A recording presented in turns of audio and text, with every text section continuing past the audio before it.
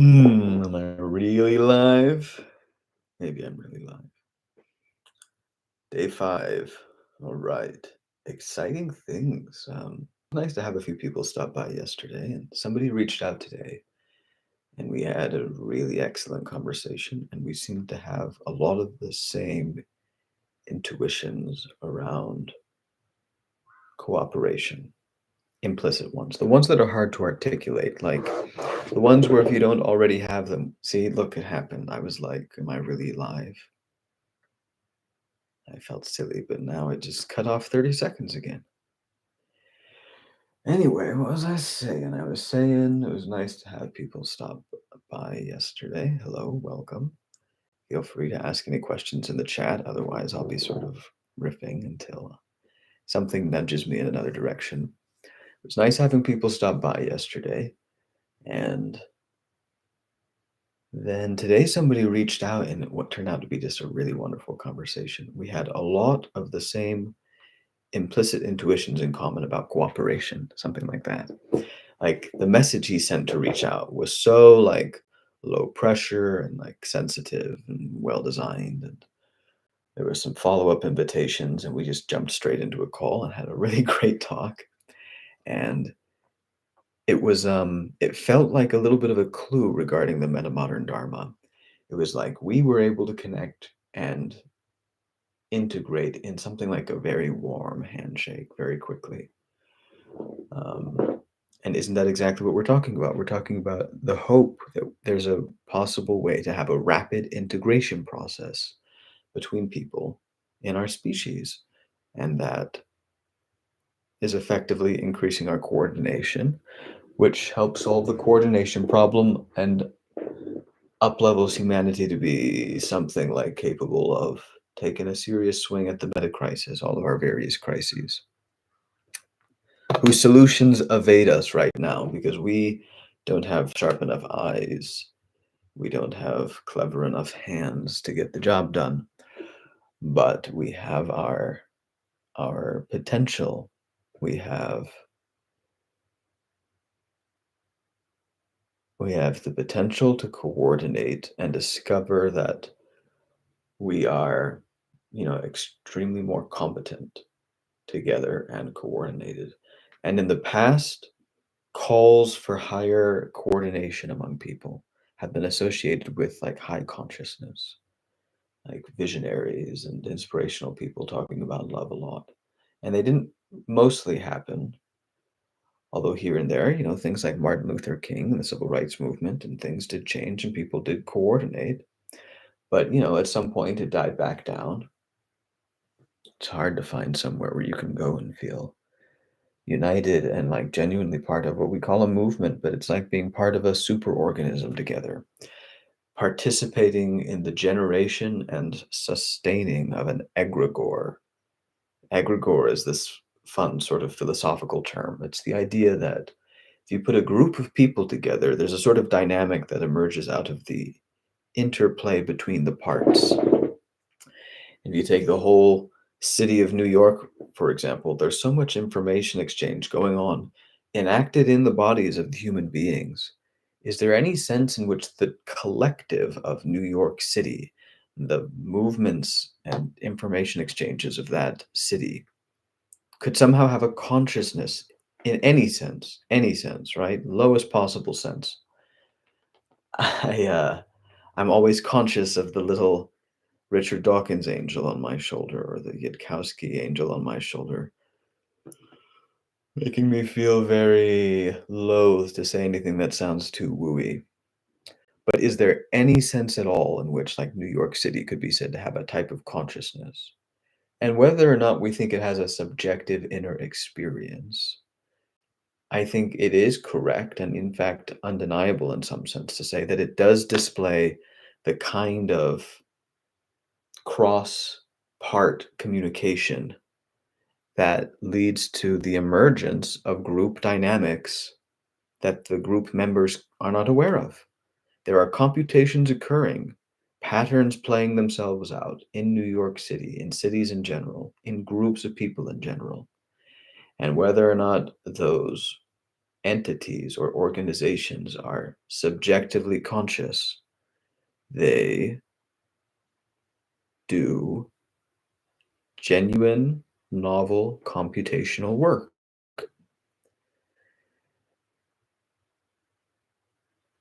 And so, in that sense, even if only in that sense, and maybe not only, but if only in that sense, I think it's reasonable to say things like a city can be conscious, or at least communicating internally in an important way that we can point at by saying it's sort of like it's conscious, it does novel computations.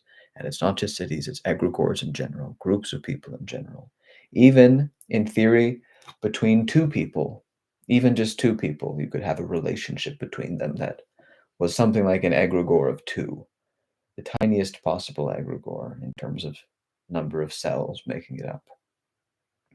But then if you go down to one, this is a point Michael Levin makes. Michael Levin's a biologist doing cutting edge mainstream work.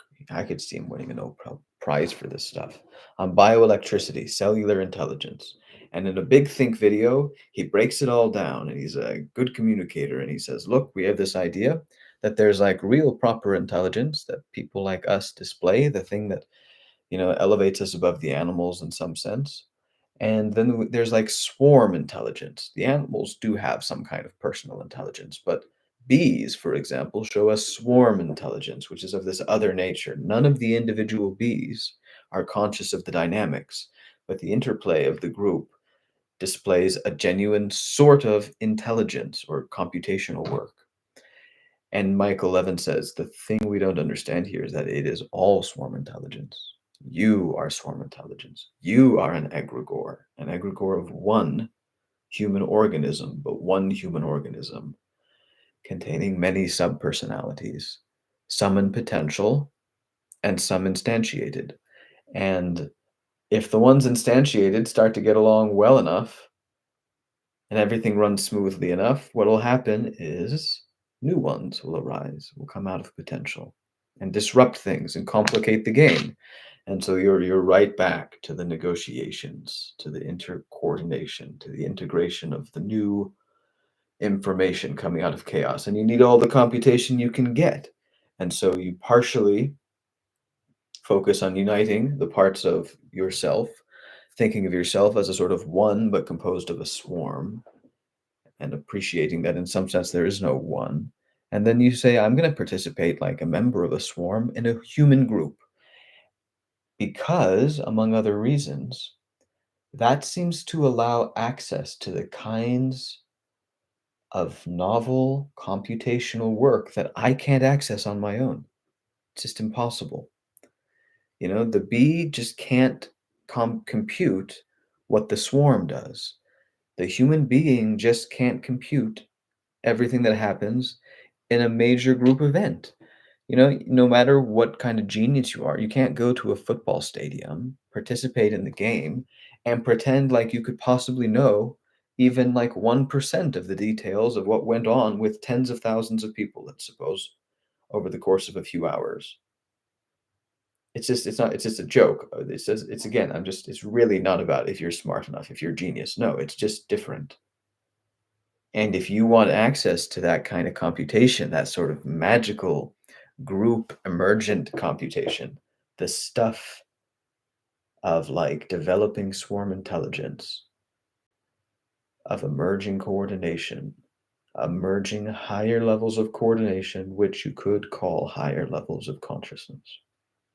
And we could say, you are such a higher level of consciousness emerging out of an underlying swarm. Your body is a swarm. And we think about the brain doing most of the work, or sometimes we say the whole nervous system.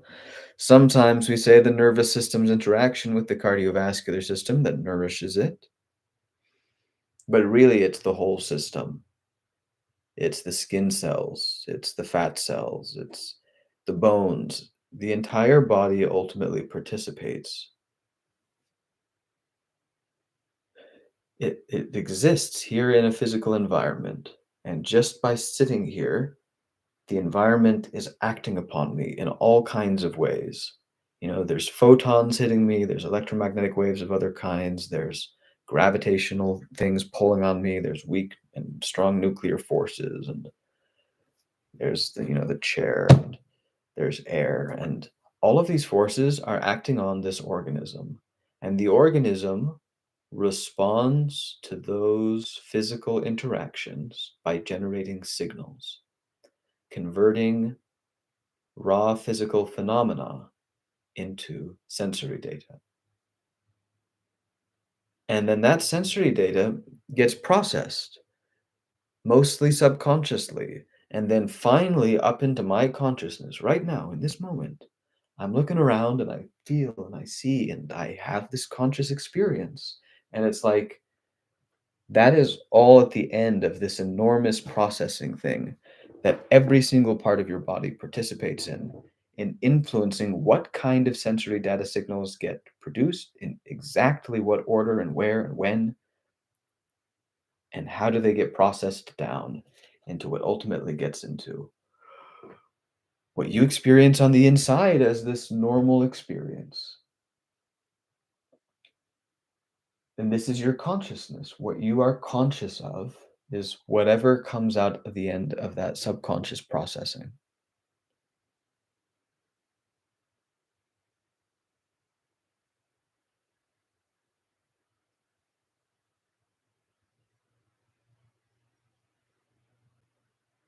And the more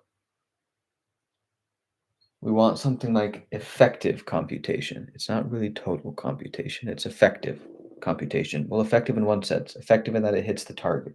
What target?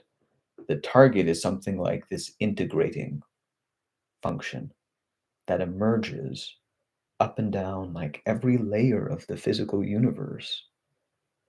It's like the individual cells come together and participate in a multicellular superorganism. There was an all against all battle royale competition of cells. And then somehow out of that seemingly endless Molochian competition, nature read in tooth and claw. Somebody or some two cells or something first, for the first time in a revolutionary act, transitioned over to multicellular life or moved in that direction. There was a phase shift.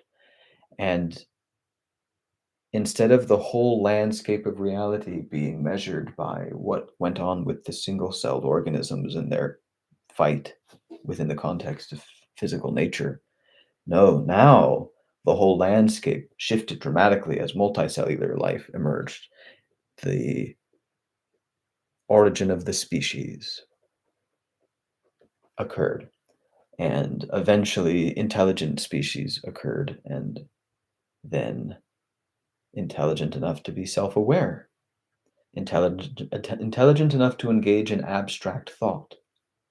And here we see the pattern again, because once this happens, once you get to the point of being capable somehow out of this mass, somehow out of these material things which have been following the laws of physics, comes together this thing, this human organism that can look, not with its eyes, but it can look in some sense into concept space, into abstract ideas, and say, oh, a circle is like a thing that could be, or an idea of a thing where like all the parts are the same distance apart. That's an idea. And it's like aliens, if they were to exist, would presumably independently discover that idea. A circle, sure. It's so simple. They discover all the same math if they got smart enough, and the math that we haven't figured out yet. If we get smart enough, we'll figure out that. And whatever it is, if any other intelligent entity existed, it might have already figured it out before we did. And the point is sort of like the answer is waiting there to be discovered. Ah, is this related to what noumena is about? Hey, Chase, welcome. Noumena, that's a word that in my mind is associated with like the inarticulable spiritual experience. It's supposed to be a subjective phenomena that's persuasive, despite the fact that you can't like talk about it in a way that's persuasive. Is that right? Or that's the numinous, but Maybe there's a relationship. Out of this arrangement of molecules and mass and cells, somehow this organism has the ability to think through meme space. Think of that meme and that one, and circles and triangles and apples or apple carts or whatever, man. And the point is, there's a sort of war of all against all in the meme space, of meme nature red in tooth and claw, where some memes get to propagate and sit inside organisms' minds and some don't.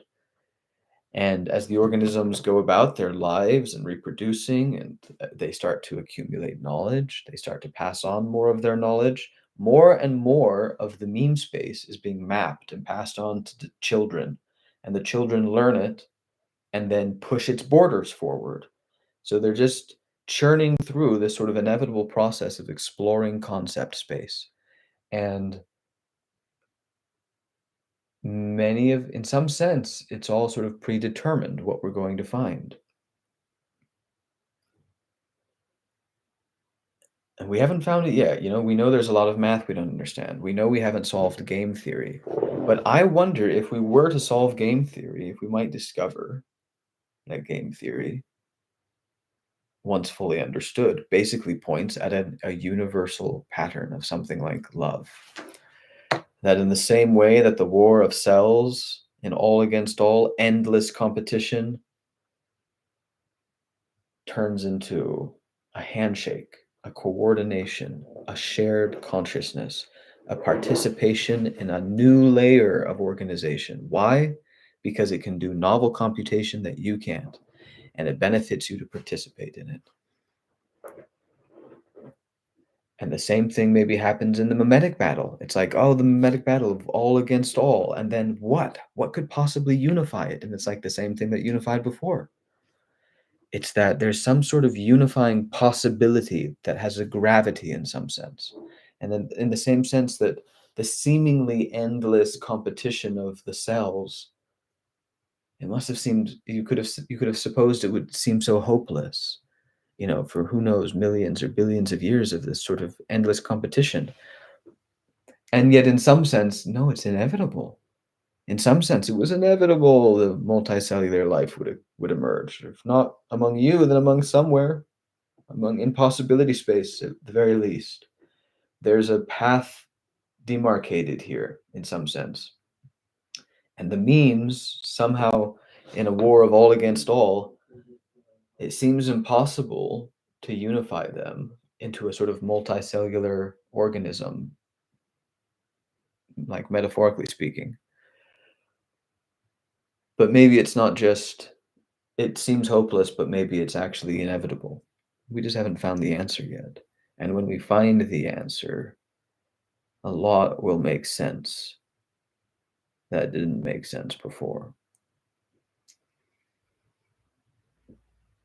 And as I try to, as the New Testament would say, gaze dimly through a glass at this idea and get a first shadowy approximation of it, it's like, what could somehow unite the memes? What could bring them together and end the endless war? How is that even possible? They want to live. Resources are scarce. Competition is inevitable. End of story. It's like, well, if that were really the end of the story, we did multicellular life have even emerged. There's more to the story. All of that's true. And then there's the next chapter. You reach what you think is the end. And then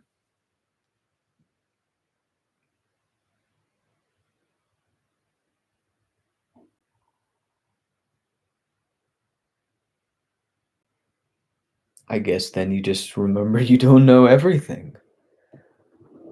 Like, how many people have been confident in their philosophical dissolutions of all kinds of meaning, while simultaneously knowing perfectly well that they don't understand quantum mechanics? And even if they did, we as a species don't understand quantum mechanics. We don't even know what we're made of in that sense. In fact, people have been so confident in their theories that some of the time they would, they'd live their lives by it, they'd lose their lives by it. Uh, um, Interesting idea. We are made of the creator. Actually, what you wrote, we are mate of the creator. That was an interesting idea too. The Christians have the whole idea of the bride of Christ, the church of Christ is the body of Christ. And yet it said that Christ died for the church, like a man dies for his love. Something like this comparison is made. Loved the church like a man loves his bride, something like that. And it's like, well, if it's the body of Christ,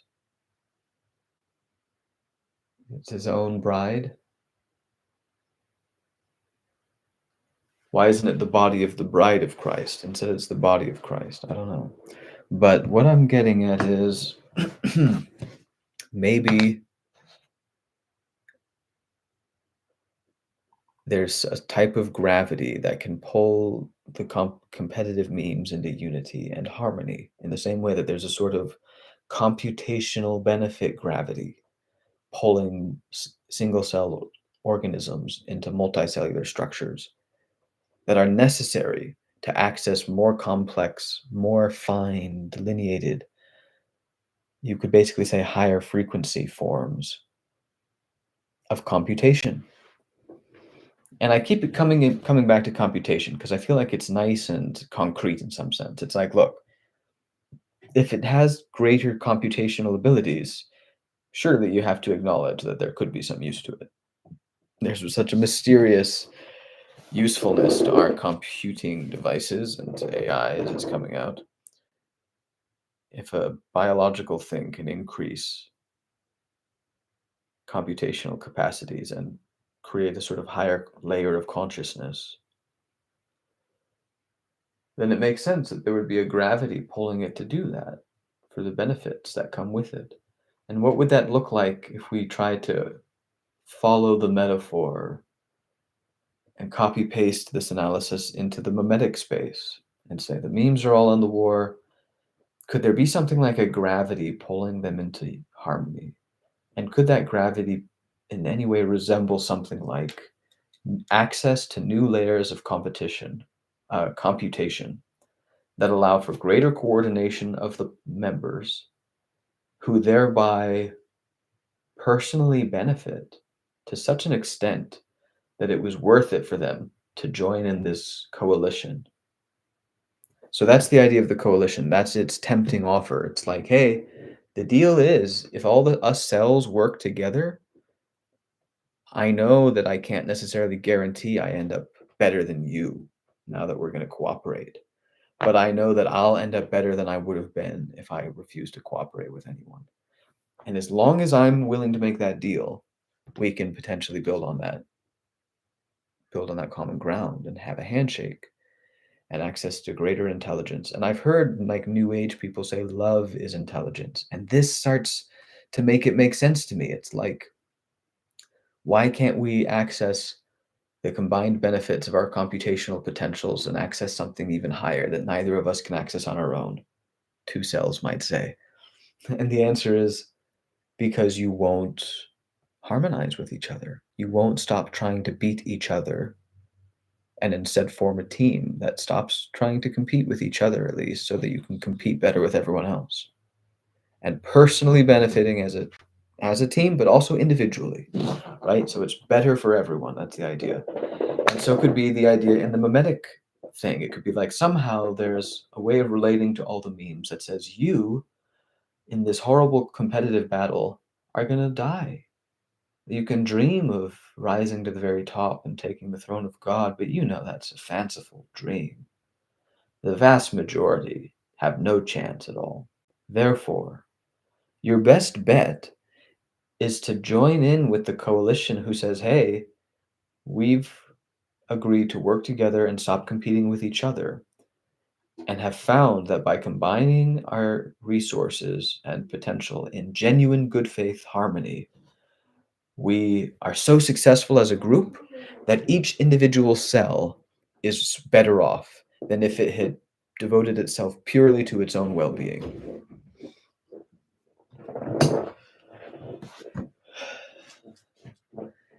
And so then One idea out of that is if we're dealing with not just individual competitors, but coalitions now, one shape might be the winner when it's a battle royale of every man for himself.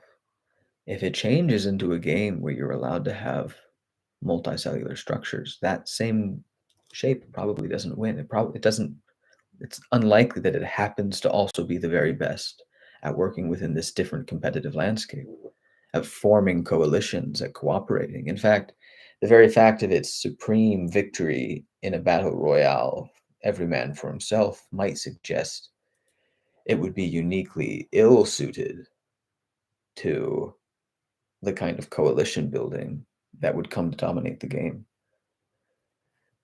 And so the question is, all of them, the vast majority who give up on trying to take the throne for themselves and throw into a coalition, are they collectively stronger than all the ones that supposedly have a better chance at individually, winning the Game of Thrones? It seems likely that it's the strongest coalition that wins, not the strongest individual. But that doesn't necessarily guarantee that the nicest coalition wins, because yes, the competitive landscape changes, and yes, the ruthless individualist loses, but the new competitors come into the game, and they're also highly competent in coalition building. And so there's a new competitive landscape, different coalitions, different kinds of multicellular organisms, a proliferation. You start with, the spark, the phase transition, the one point where the two cells became one organism of a higher type for the first time, whatever that transition point is. And then that single seed, that unity, spreads out into something like a something pursuing infinity, pointing in a sort of infinite multiplicity. And if that very vague way of describing things, it's important and in some sense deep, though, because that pattern plays itself out over and over and over again, up and down the layers of reality as well. Always, it's the emergence of a new dynamic, and then within that dynamic comes a diversity of explorations of that dynamic. And out of that exploration of diverse expressions of that new dynamic comes a hierarchy of success in that competition. And then out of that hierarchy of success of competition comes the failure, the group of failures that are at the bottom or even kicked out of the hierarchy. And then they form a coalition. And then there's a phase shift to, okay, the hierarchy now loses to the coalition of losers. But then the new coalitions form. And now the question is, in the battle of coalitions against coalitions, which coalition ends up winning?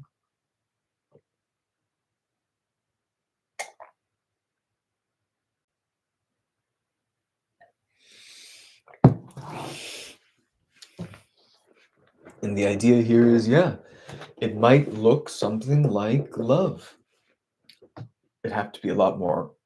You can't just say love and then walk away and think it's done.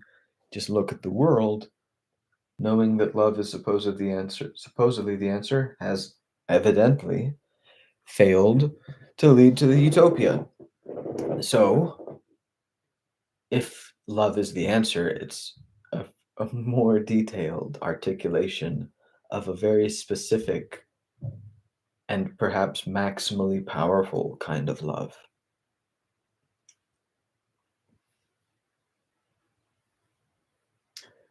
It's an interesting idea that I honestly kind of see reflected in Orson Scott Card's work, who I see as someone who has like significant development and Jungian individuation.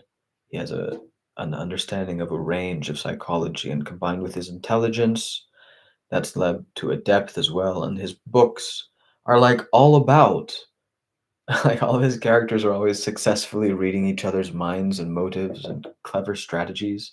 And also they have clever strategies instead of most people not having clever strategies. And his hero later becomes the speaker for the dead. Somebody dies, and what does it mean that he's the speaker for the dead? It's that like he can tell this person's story better than anybody else. Again, this is his superpower because of his Jungian individuation. And it's interesting that the hero is initially a child because, children are prepubescent. There's something less particularly gendered about them. You're less even if you're a boy, you're less specifically masculine until you hit puberty. A girl is less specifically feminine until she hits puberty. So the hero is this child. It's this sort of not super polarized in either direction, supposed genius, and his ultimate um, the whole destiny of the human race lies in his hands because he has to fight off an alien invading species, and so is created the most powerful thing humanity can create, the most coordinated, intelligent, and ultimately loving thing possible, in order for humanity to really do its best at facing such an incredible threat. Like, what would that look like if we really got together and coordinated as well as we could because we had no other choice? Because the crisis was just that pressing and urgent and somehow inspirational. It's like sometimes it seems like even if everything was falling to pieces, people wouldn't come together. But the right shape, or maybe the right story about the shape, maybe there's always some story you can tell, but somehow in the story, the crisis galvanizes humanity, unifies, harmonizes. They throw their best effort into it. They scour the world for children, geniuses, and raise them in a weird space environment and train them for nothing but war. And they find the most genius commander of them all, who has to be both, intellectually brilliant but also socially brilliant. Hence the Jungian individuation. And he he wins all the games, and then he puts together a system of immediate subordinates who he intimately knows, intimately, not just like a coworker you've spent 30 years with, but no, he's a genius at understanding people just like he's a genius at war. And so he intimately understands his sort of sub-commanders. And then the way he fights the aliens is not to like use his controls. He doesn't like steer a ship. He stands there, he looks at what's going on, and he calls out commands to his like 10 sub commanders or something, and they each command a certain amount of spaceships. And he's like, okay, you do this, you do that, you do that, you do that. But what kind of commands does he give? His commands are like, you take a few ships because you can use them like a scalpel to achieve extremely fine outcomes. This, again, you could call like high frequency work. It's not about the size, it's about the fineness with which you can differentiate your grip to an unusually complicated grip hold. When you need if the key has 45 teeth in it, it's a pretty complicated key. You need a very fine, precise, differentiated shape to unlock, this door. And others, he's like, hey, take half the whole thing and like figure out, do what you think is best. Like he has to understand, do I give this person vague directions or precise directions? Are they good at enacting which of those? Given what they're good at, how do I complement that so that the result is the maximum creative flow and potential a human, not being, but human group of beings can bring to bear for the ultimate alien crisis, right? So this is Orson Scott Card's sort of theory of humanity showing its highest possible intelligence. You get them all in flow states. You have them be the right kinds of geniuses with the right varied talents put together, giving instructions of a certain kind of high pace back and forth. It's dialogical, and not giving the highest commander too much fine tuning work. Um, and so there it is. He's put all the ingredients together. He's trying to think of the maximum genius humanity could channel in some sense, could manifest in one moment of success that was necessary. And so we hit the target, the bullseye, like never before, even though it took decades. And what is the ethos of this hero? Ender is his name. Finisher is the idea. And the idea is, he says it himself. He says something like, to defeat my enemy, I love them. In the moment of loving them, I understand them. And maybe it's even the other way around. I understand them so deeply, I can't help but love them. And then in the moment of loving them, I use the depth of my understanding of them to exploit their weaknesses and destroy them. So that's the idea. He has to be the genius at war, like the normal war genius we think about, but he has to be a genius in love in order to be able to do this, more sophisticated, well coordinated sub commanders game. And then he had to reconcile the two, and that's the whole sort of psychological arc of him, because on the one hand, you develop the love as much as you can because it makes you powerful, and then on the other hand, you have to wield it to destroy as intensely and deeply as possible. He's Ender. He just ends it. He completely destroys. That's his curse, his burden. And then later on, he's the speaker for the dead because he has that genius insight into people's psychology and understanding of human nature because he has an understanding of the depths.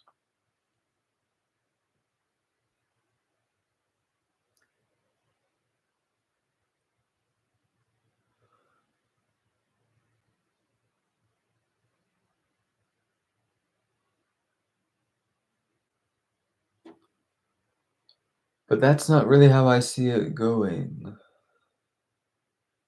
Welcome to the depths, TM. Yeah.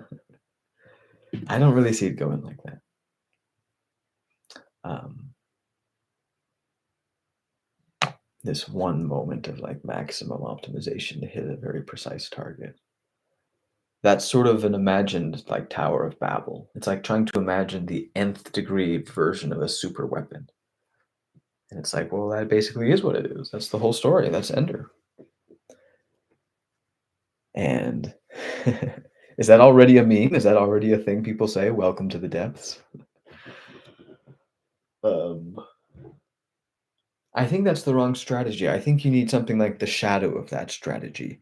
If you think it's about hitting this impossibly hard to hit target, I've heard the exact same sentiment described by another extremely systematic thinker, Eliezer Yudkowsky, who wrote Harry Potter and the Methods of Rationality.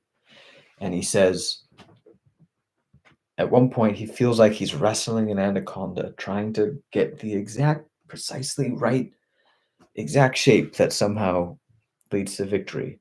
And in another case, he says it's like trying to thread an impossibly, put a thread through an impossibly tiny needle hole.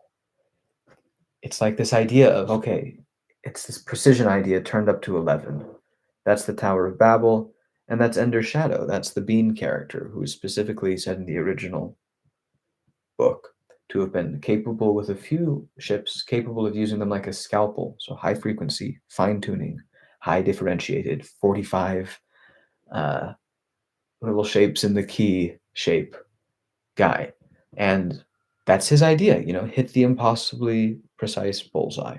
That's Yitkowski, that's Bean, Ender Shadow, and um, and that's sort of the whole story of how humanity hits this impossible target. It's this turned up to 11 version of something like left hemispheric thinking, although my shoulder Dawkins and shoulder Yudkowsky cringe at that kind of articulation, but I think it's important to be accessible to people. So, what is the alternative? What is the shadow of that? In some sense, I'm saying, what's the shadow of Ender's shadow? Is that just Ender? It's interesting, like, Ender's shadow, the character Bean, really embodies this hyper hemispheric, left hemispheric thinking. He's not a social. He's supposedly smarter, but a worse commander because he's not a social.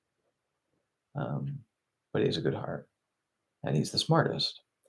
And he eventually he's very small, but he eventually grows into a giant, and then he grows into such a big giant that it kills him early in life. So it's an interesting exploration of sort of alchemical ideas in these characters.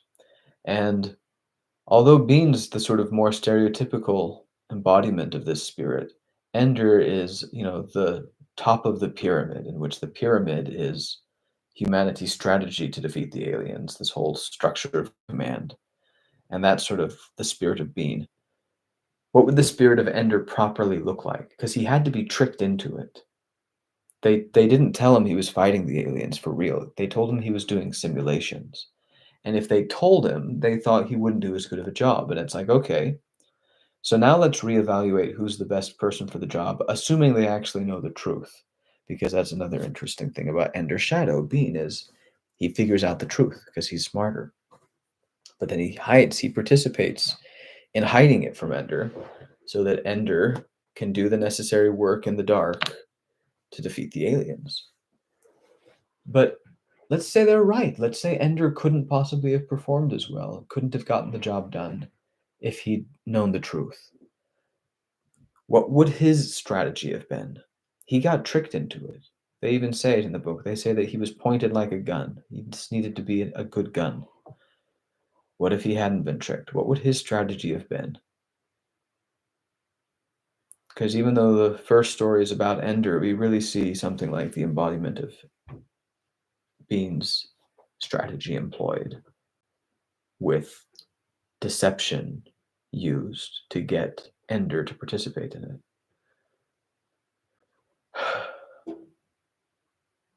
I could try to think about it. I just wish I could ask Orson Scott Card and just be like, hey, follow my logic here. I think you can see what I'm saying, that Ender was the gun pointed by something like the spirit of Bean's strategy, in some sense. That more extreme left hemispheric thing turned up to 11, impossibly precise target hitting via extreme optimization. Great. What would Ender have done, though, given that he would have refused or been incapable of participating in the other process had he known? What would he have done? Mr. Card, Brother Card, he's a Mormon. Yeah.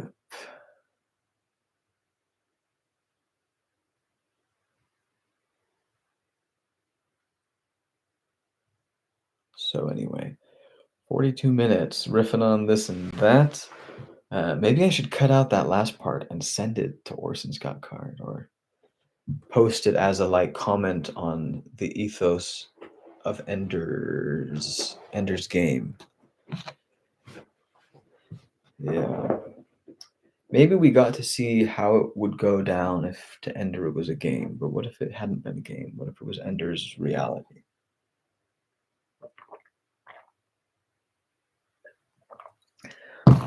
And then maybe the answer is nope, the deception was necessary.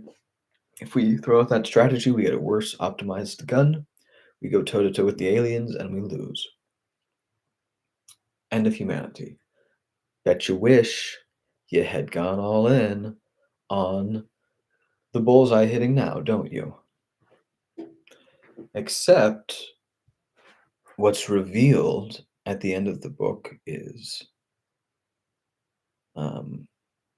the aliens somehow hadn't realized that human beings were conscious because they didn't have a swarm intelligence. The aliens were like bugs, like bees in some sense. They had a swarm intelligence. Their queens were conscious and their individual workers were not in some sense. They were like controlled telepathically. And when they saw human beings, they're like, no swarm, no intelligence. Individual cells, those are just like me getting a haircut. So they kill a lot of human beings when we go to war, but supposedly they made a mistake, and then they eventually realized their mistake. And so they weren't going to kill humanity. Humanity decided it couldn't take that chance. But if it had somehow had enough hope to, it would have discovered that the aliens who killed hundreds of millions on the first go would have returned penitently and cooperatively to help usher them into an age of new prosperity and coordination, and that could have been wonderful. But they didn't know that was going to happen, and they couldn't take the chance, and so they killed them all. But Ender maybe wouldn't have, especially because he was having weird dreams about them at the end, as if they were somehow telepathically being able to communicate with him. Like, it's this sort of ethos. It's written into the story that like the consciousness can have this other shape, can be a little bit more mysterious than we sometimes think, and that if you had trusted that, even though it seemed such a flimsy thing, if you had just trusted it enough to perform poorly, just enough to make your hand shake, and your voice less adept, and your eye less keen, and you would think you were failing, and that you were letting a dream get to you, but in the big picture, you would be showing enough intelligence and enough love to respond to a dim but accurate message that you were smart enough to respond to by performing less well, and the aliens would have survived, let's suppose, and Ender, because and that's why he had to be tricked, and if he hadn't been tricked, even more so, and he would have refused, and the end result would have been peaceful harmony between the species. Because later he actually goes and he finds the last living egg of them and he revives their whole species. So in some sense, the whole story of Ender's Game is the story of how the person who should have been the one that like facilitated the handshake between two species and brought them together in harmony was tricked into acting as the most effective weapon for destroying them, because the ones who tricked him had less hope than him. For his hope, he would have withheld his hand and taken the chance, even though humanity thought it couldn't take that chance. Well, he was humanity or part of humanity, and he would take that chance, and it would have worked because he had hope, and that strategy apparently would have worked. That's an interesting ethos for Orson Scott Card to write into his world building, that if the hero had not been deceived and been able to act in hope, the end result would have been victory of a better kind. And it reminds me of the three Christian virtues of faith, hope, and charity. And I think there are verses that suggest that hope sort of comes first sometimes. And it's like we're supposedly going to do a phase transition from Molochian competition to swarm intelligence. Yeah, man. Yeah, write whatever you want. I'd love to do something like collaborative, dialogical. My vision for these is that people can pop on and ask questions, either audio or video. But I'm getting it set up. But like, I would love this to be much more dialogical. And until then, I will riff as long as I need to either attract participation, or convince myself it's not worth it, or spend some actual time advertising it. Yeah. So yeah, man, I if you even just want to write and we go back and forth, like I'm totally down. Just say what you want to do too. Like let's talk about it. I will finish the thing I'm saying about Orson Scott Card though, um, which is the faith, the hope, and the charity. We want to go from competition to swarm intelligence. For the mold spores to grow out, this is a thing where mold spores display swarm intelligence.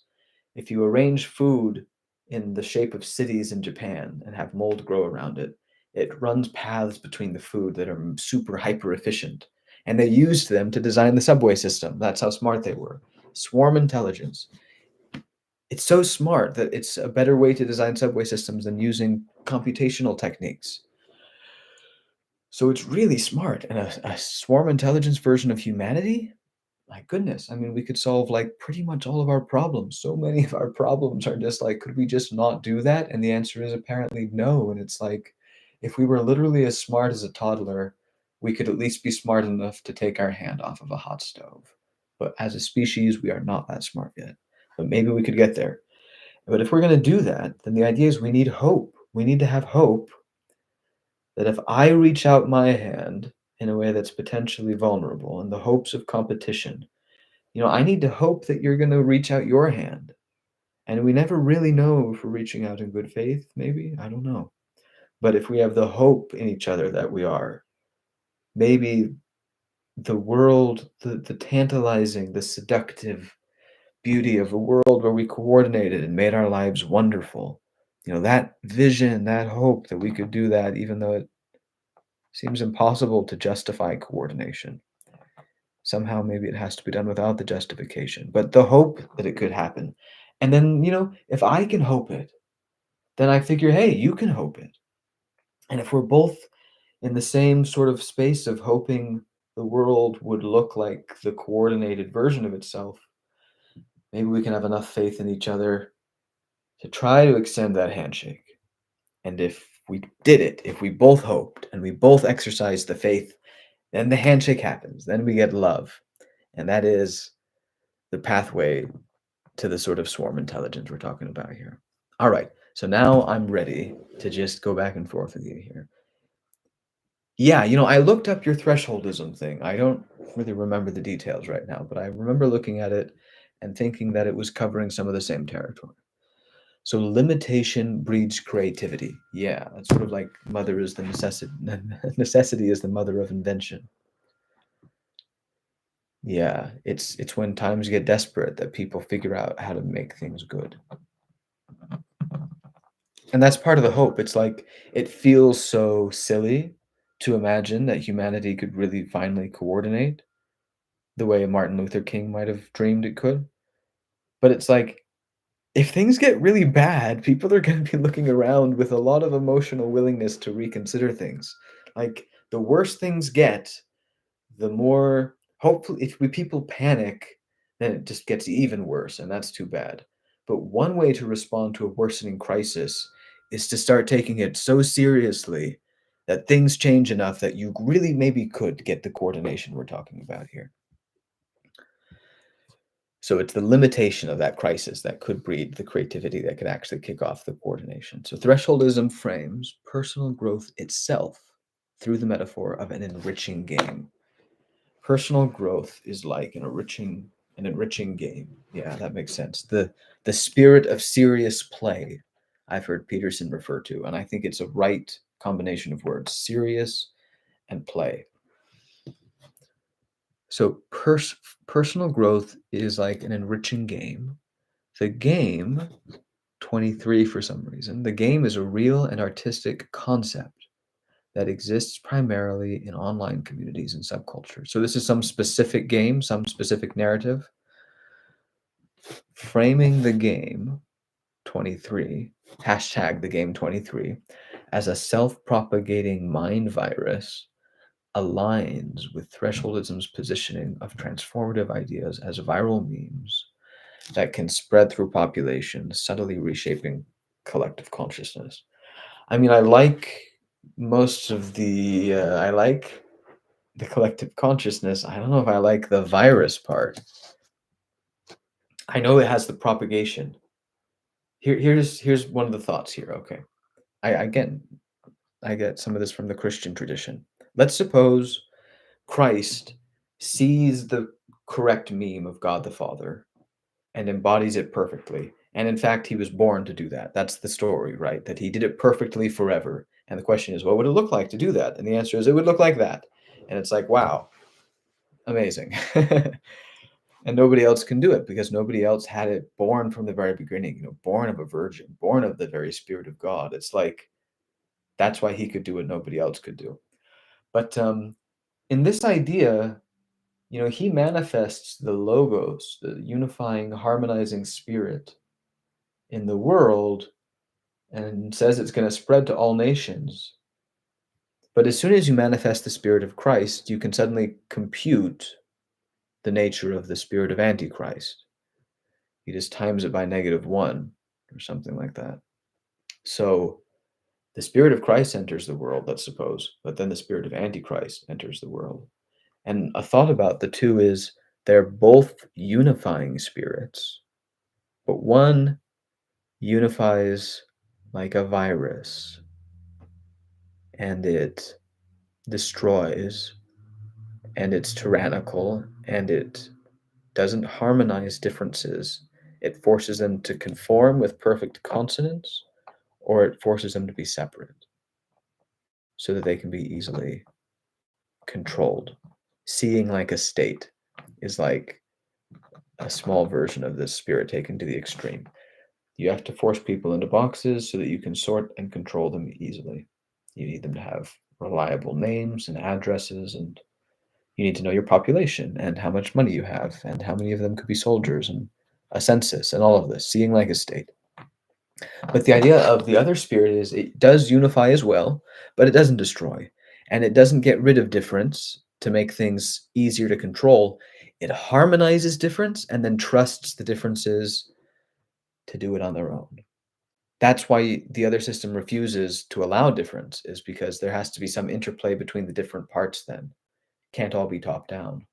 But the other approach allows for top down, uses top down influence not to bring the other notes, let's say, into the exact same note, into consonants, but instead into differences that are mutually beneficial.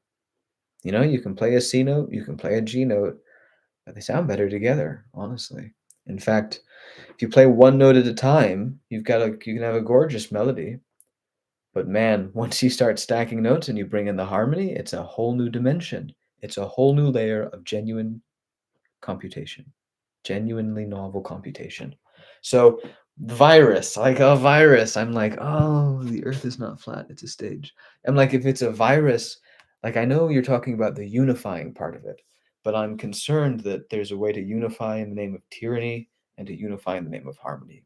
And I'm worried that as humanity begins to govern itself more globally, there's going to be a strong tendency towards greater unity, meaning greater tyranny, and that could really suck. And so I talk about unity a lot because unity is strength in a lot of ways. But I really emphasize that we want a unity of harmony where there's a harmonization between sameness and difference. And I love this idea that the metamodern flag could have like a couple of basic design specs, not even necessarily these, but just something, a couple of basic design specs. Maybe they're like uses 10 colors, the 7 colors of the rainbow, magenta, and black and white. And then second design spec is like it has fractal quality, so at least 2 layers of resolution, maybe more. And then beyond those basic instructions, everybody makes their own flag. And the idea is with the right instructions, like the ones I gave would probably work for this function. No matter how creative people got with making their own version of the metamodern flag, anybody who'd seen a metamodern flag would be able to recognize another instance of a member of the category. Your metamodern flag could be made out of Disney pins with the right colors and the fractal arrangement. Mine could be made out of swords. Somebody's could be made out of just, abstract colors. Somebody could be made out of landscapes. And we would all look at each other and say, oh, look, they're wearing metamodern flags, even though they look so different. So it's a unification or a marriage between sameness, unity. We're all using the metamodern flag. We're all pointing in the same idea, but marrying that, wedding it with difference, saying we're all expressing our own individual spirit. And we found a way to harmonize our spirits with each other that works for our common good. And each of us is getting more of what our spirit wants by participating in the whole than we would by going at it alone.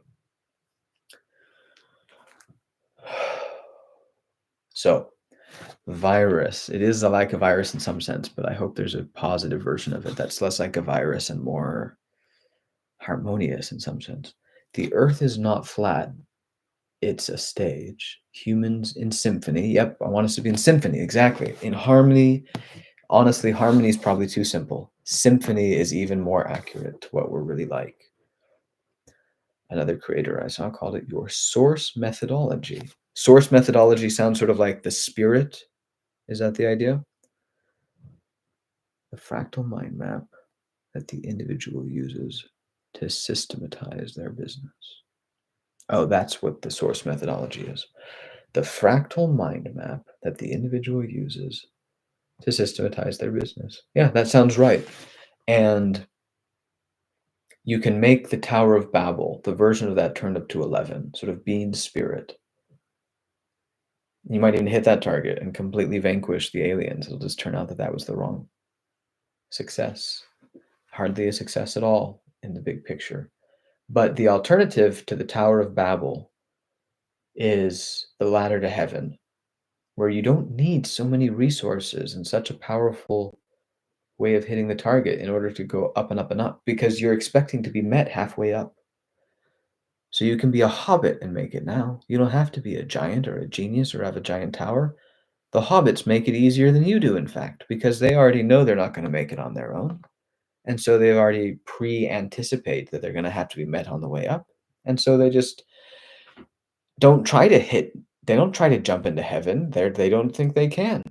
They're humble. And so they try to jump halfway up and they expect to be caught. And that's the story. Nice. I like that this is making sense. I watched Lord of the Rings for the first time in like 17 years or something in the past few months. I resonated a lot with it.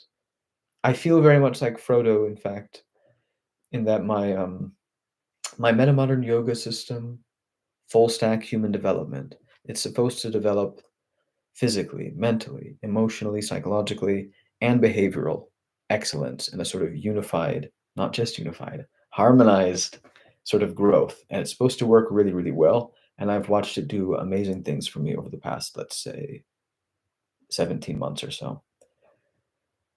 But some part of me is like, dude, if I just focus on that for like 6 months, I could come out and give way better presentations and do way better things and meet with people and be so much more helpful to them.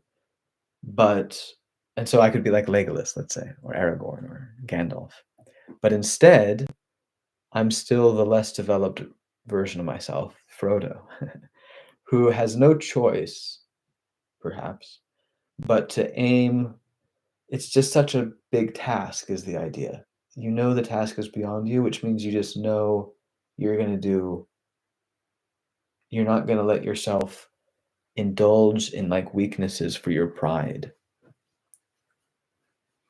Like it could be, in some sense, easier on my pride to wait until I could give good speeches, or even just put out like way less content of every kind and like carefully curate and design it and polish it first.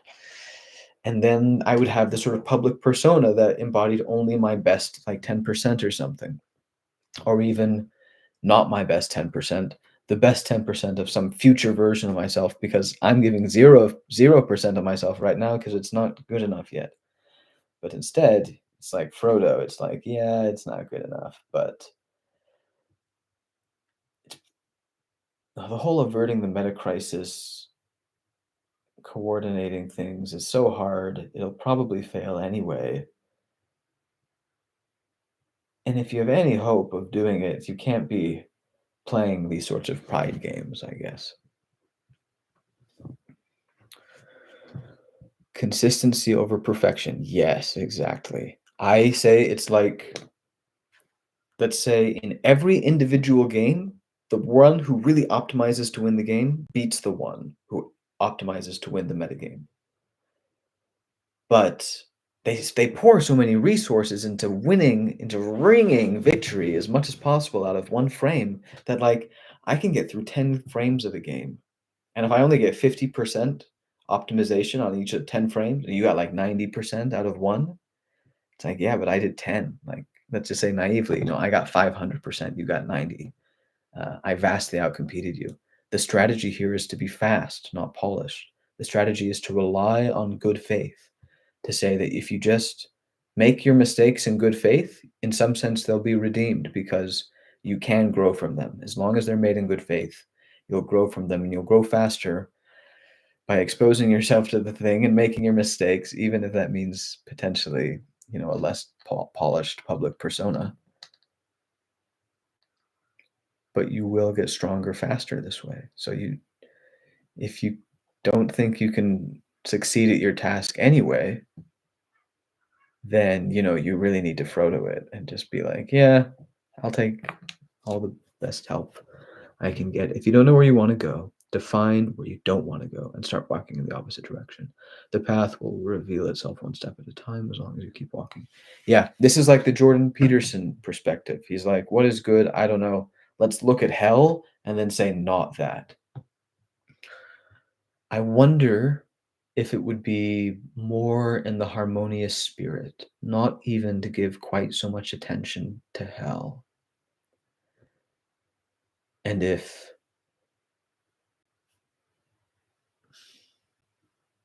the reason Peterson goes with this approach is because he says he can't really quite say what the good is. But if you could say what you hope the good is, it might turn out that if you really thought it through, what you hoped it was, then it would actually be a pretty inspiring picture and a much more wholesome and enriching one than focusing on hell and being scared of it.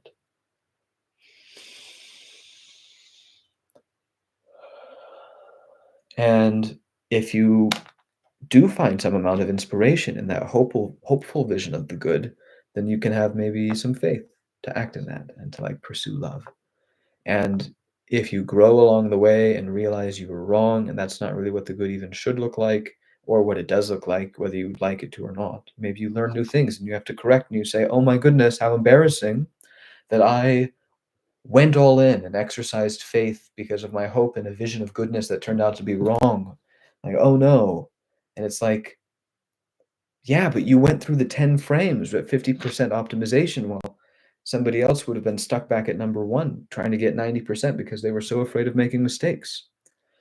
That's the downside of being too afraid of hell, is like you really don't want to let any hell in the frame. You want to get 90%, 95, 99. And in some ways, I think you could say Peterson does seem sort of tortured about the responsibility that he's taken up. And you could say, wow, that's amazing. That's like almost like it's like his best attempt to follow the example of Christ and take up his cross. And you might say that's so amazing that he would be willing to look at such a harrowing vision of hell long enough to find the light within himself that the world needed in order not to descend in the direction of that vision of hell. And on the other hand, you could say you shouldn't be tortured though. It's a bad sign if you're in hell. It doesn't just mean you've taken up a sufficiently big responsibility. It means you've sinned in some sense. And some sins are about not taking responsibility. They're these harsh sorts of things. And some sins aren't quite like that. They're more like the sorts of sins that you ridicule if you're not a believer because you're like, you're really going to tell me I can't do this trivial thing? And you're like, it's not that you can't do the trivial thing, it's that it's a sin if you do it. And you're like, yeah, so you're saying I can't do it. If it's a sin, I can't do it. Why can't I do it? It's such a trivial thing. And you're like, it's just that the best possible way of relating to that, you need it. Like, you need that strength. You can't afford to use it in a trivial way. You are a human being living in the world, and you've got certain things coming your way that you're going to have to face, and the way you face them is going to matter, and it's going to feel a certain way based on how well you do, and you could experience horrible regret or pain or suffering or loss or whatever it is, and like, get all the help you can, man. Like, don't play around. I mean, do play around, but do it seriously. And one of the sins is, hey, you can't go to hell. You have to go to heaven. That's the rule. It's like, great talking with you, Chase. Thank you. See you later. Um, it's the rule. You have to go to heaven. If your vision that you're using to do goodness is torturing you, you have to, you can't let that stand. You got to do something different. And somewhere in the shadow is what is missing to turn that experience of the fires of hell into an experience of the fires of grace, the glory of God as a purifying fire, the burning of the bush that is inflamed but is not consumed,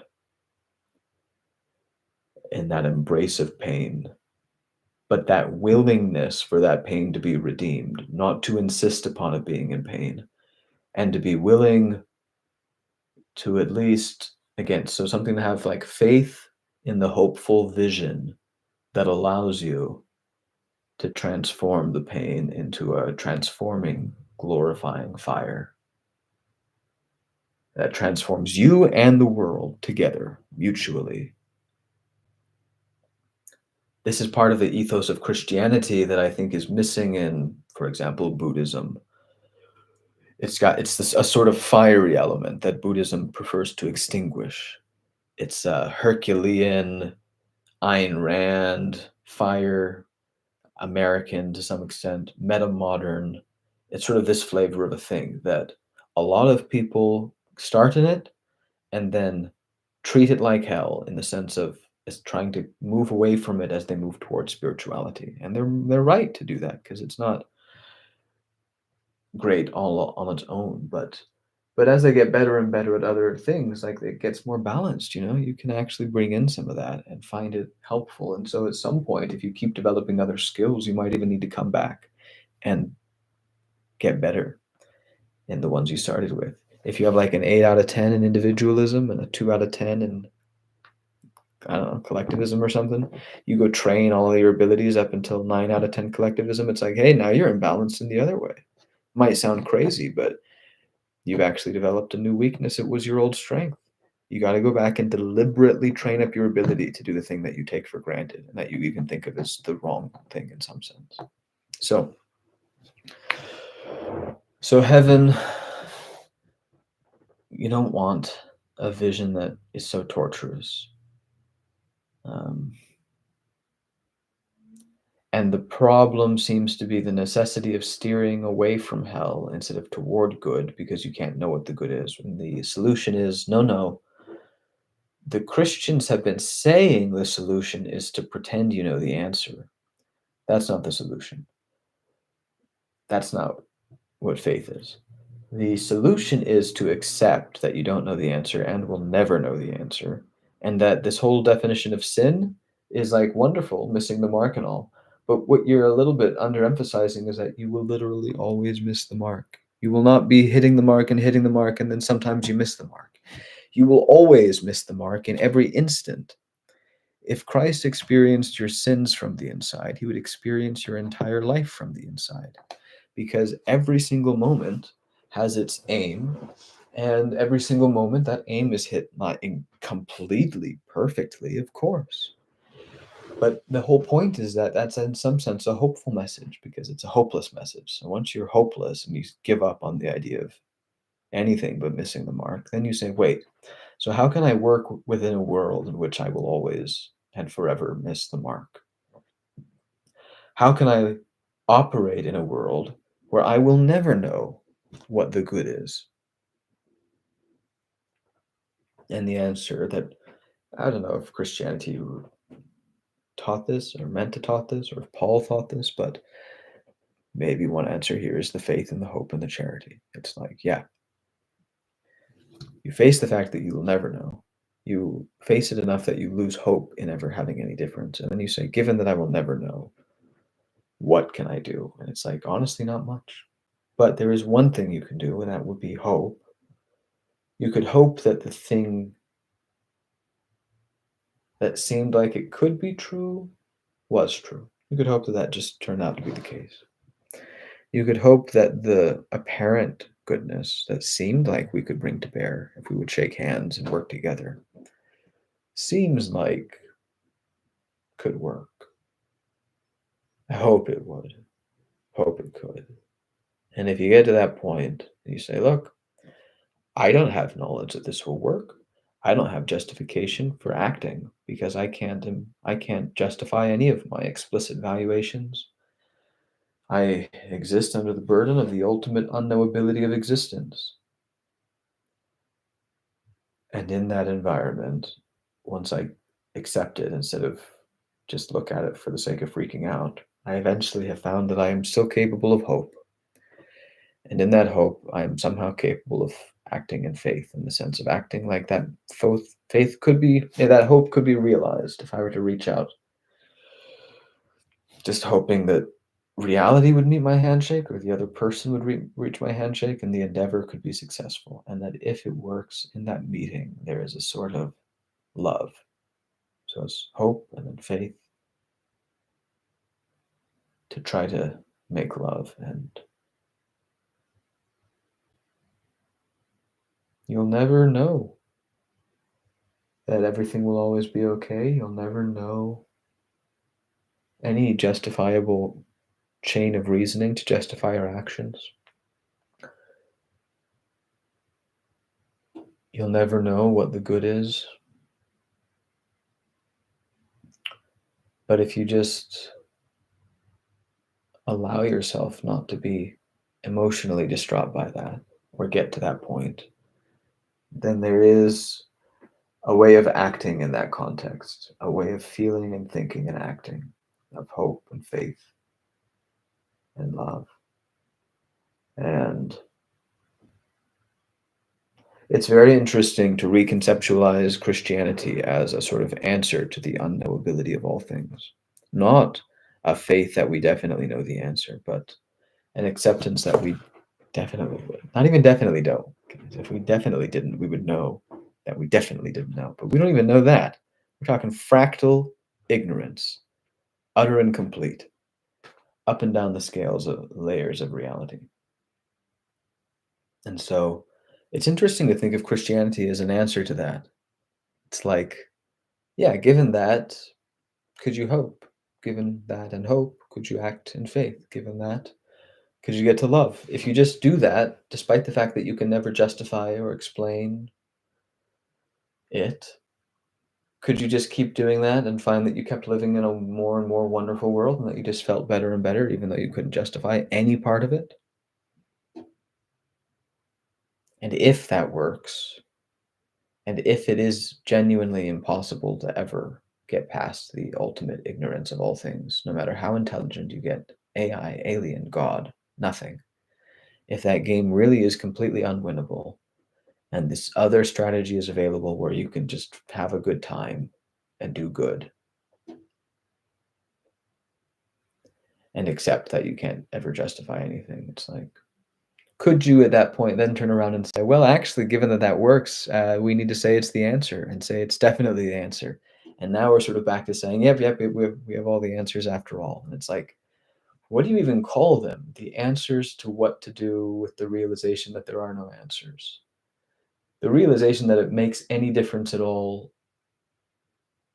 And again, any difference at all. Like a nihilist could argue here, doesn't make any difference in this sense or that sense or that sense. And I'd say, yeah, but it does make a difference in that sense. So in any sense at all, it makes a difference. It makes a computational difference. It makes a difference in how good you'll feel. I can't prove that that matters, but if you want to respond to learning how to have more love and to feel better in life by actually doing it, you won't be able to just justify it either. But you could do it. Maybe we could do it. Maybe that's in some sense the true message of Christianity. Some kind of response to facing the ultimate unknowability of all things. Thanks for stopping by. I'm actually on my way out, but feel free to come back. I'm here every day at 6.